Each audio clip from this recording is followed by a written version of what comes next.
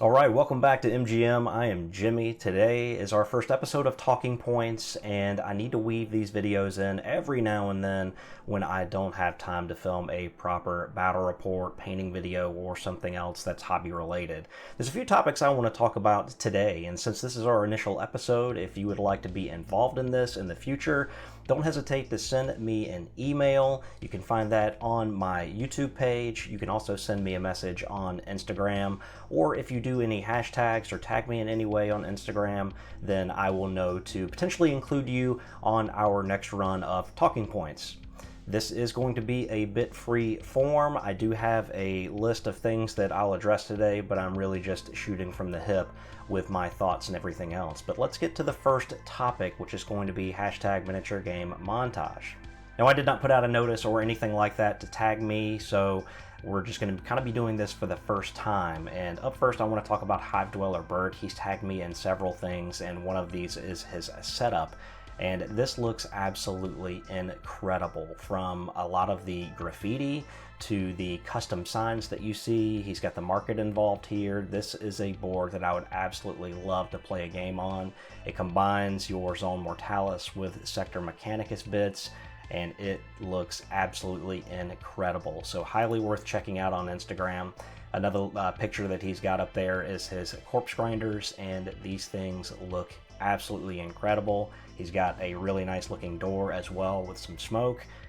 It looks just fantastic. You could easily just slap Warhammer Community on those and call them good. Another picture I pointed out was of one of these corpse grinders. You can just really see the detail that he's gone into with the blood fingers, if you will, that have been kind of smattered across the apron.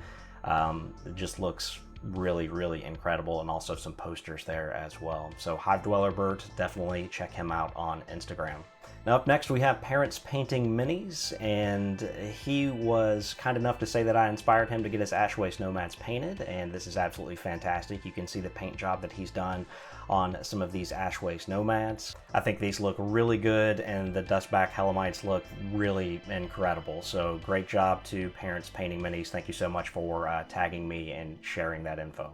Again, this is brand new, so if you would like to be incorporated into this into the future, just simply give me a tag on Instagram or send me an email. If you'd like to be anonymous, just let me know, and we will look to include some more of these photos in the future.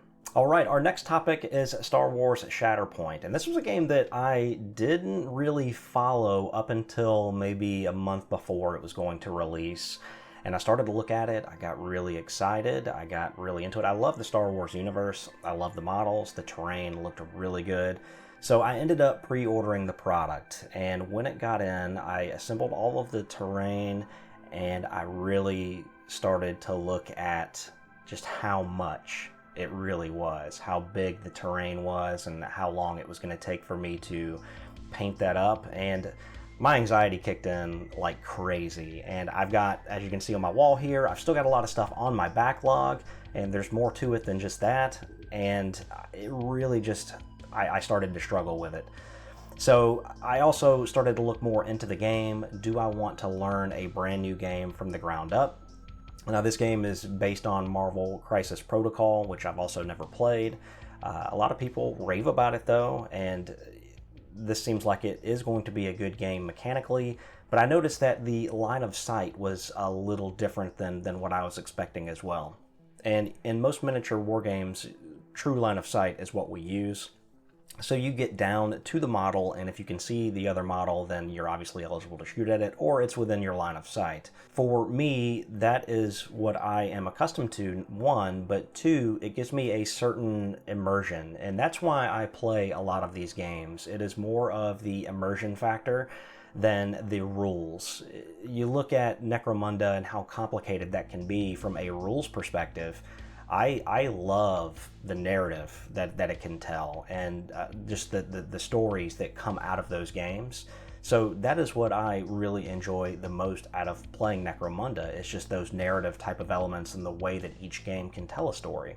With Shatterpoint, the line of sight is handled more 2D, and it is very clearly written to where you can have line of sight to miniatures that you can't necessarily see on the battlefield. And if you're on a higher elevation than them and they're behind something fully obscured from, looking at it, you can still take shots at them, and vice versa. They can do that to you no matter where you are on the platform. So in most games, you would need to be at the platform edge to where the other miniature could shoot at you. This one, you could be further back. They have no visibility to you whatsoever, and they could still take the shot at you. So that was just really kind of got me a little turned off, and kind of in looking at the Facebook groups and things like that, I wasn't the only one, and there's arguments for both sides. By no way am I saying that one way is right and one way is wrong.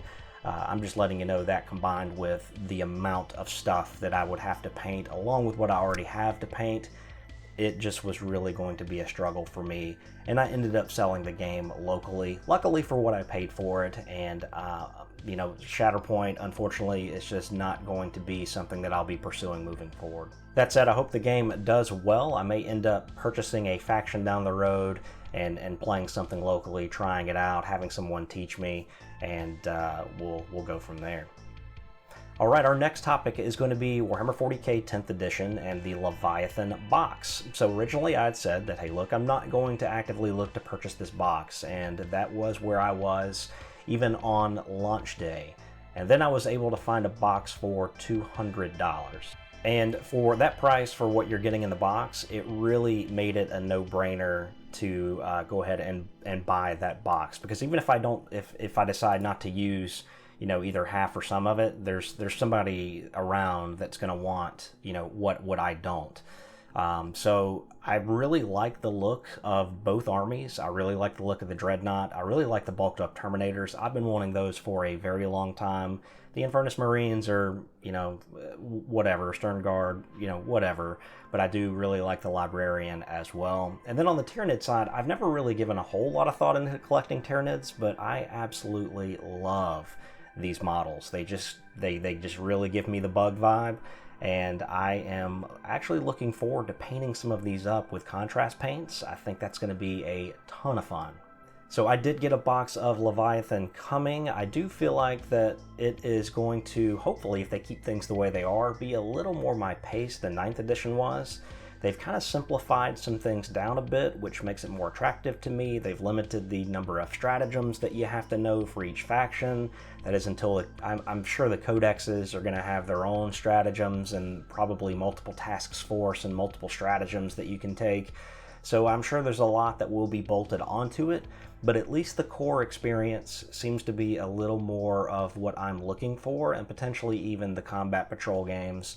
So I do plan on, bulking up some of my existing armies, the Dark Angels, Space Wolves. I'll have Tyranids. I may go Ultramarines with the Leviathan box.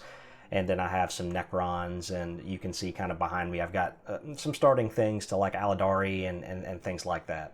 So I know a lot of people have very strong feelings on, one side of the fence or the other towards Warhammer 40,000, but, for me, I am really looking forward to just the core box experience and some of these simplified rules and stratagems and things like that for 10th edition. All right, the next topic that we have is playing the perfect battle report, and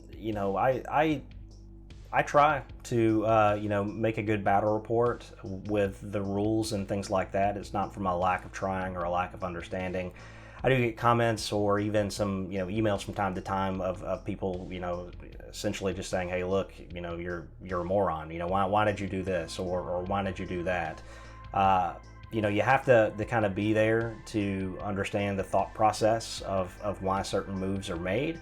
A lot of games I play with my son. I do have, I think, an opportunity to expand that horizon, have some folks come in. I'm just very particular on who I invite to my home where I film to play. So I like to get to know people first and form some kind of relationship with them before I just invite them over, to be, around my family and things like that and play a game. But the question often comes up, why did I make certain moves? And really you just have to kind of be in that moment to know why. And I just want you to know that playing the perfect battle report, it's hard. It's difficult to get all the rules right. I know some people will look at that and say, no, it's not. But when you're rolling dice and you're chit-chatting and things like that, it does get to be difficult, at least for me, to get that perfect game. And I've still yet to do it. There's mistakes in every game. I'm not a professional. I don't ever plan to do this, for money or as a job or anything like that. And I'm just an average person that enjoys rolling some dice, playing the games, and bringing them to life. Now, piggybacking on that, we have what's on the paint table for our next topic, and as you saw in one of our previous battle reports, House Van Saar made their debut. I have that entire gang painted along with the expansion, and then I have started to build the Ironhead Prospectors in the background, so that's kind of a background project. In the meantime, this week I've been able to paint 10 Poxwalkers as well as a Blightlord Terminator, so I'm looking forward to potentially fielding some Death Guard in 10th edition. I have no idea if they're going to be good or not, but to me, that's really not what's important. What's important is to continue to have fun. For Kill Team, it's been a little less. I still have my Morok box behind me to paint up that contains the Phobos Marines and the Blooded. I think the Phobos Marines will add nicely to the Ultramarines army if I decide to paint the Leviathan box in that scheme. And then the Blooded are in that box as well. And Kill Team, I haven't been able to keep up with the amount of releases that they've had. And the End of the Dark and Gallowfall, whatever they are, that have all the terrain and things like that, I haven't been able to purchase a single box of that because I want to get this one done before I invest any more. So as such, what I've kind of got on the table for Kill Team is kind of staying that way until I crack open this Morok box, and we will go from there. So hey, thanks so much for watching the first Talking Points video. If you have any questions or anything, please leave them down in the comments below. You do know that I read and I try to comment back on all of those. If you would like to be included or have any of your artwork or pictures, models featured in an upcoming episode of Talking Points, then just tag me on Instagram. You can send me an email or whatever other medium that you can contact me, whichever way that you prefer. So hey, thanks so much for watching, and we will see you in the next one. Take care.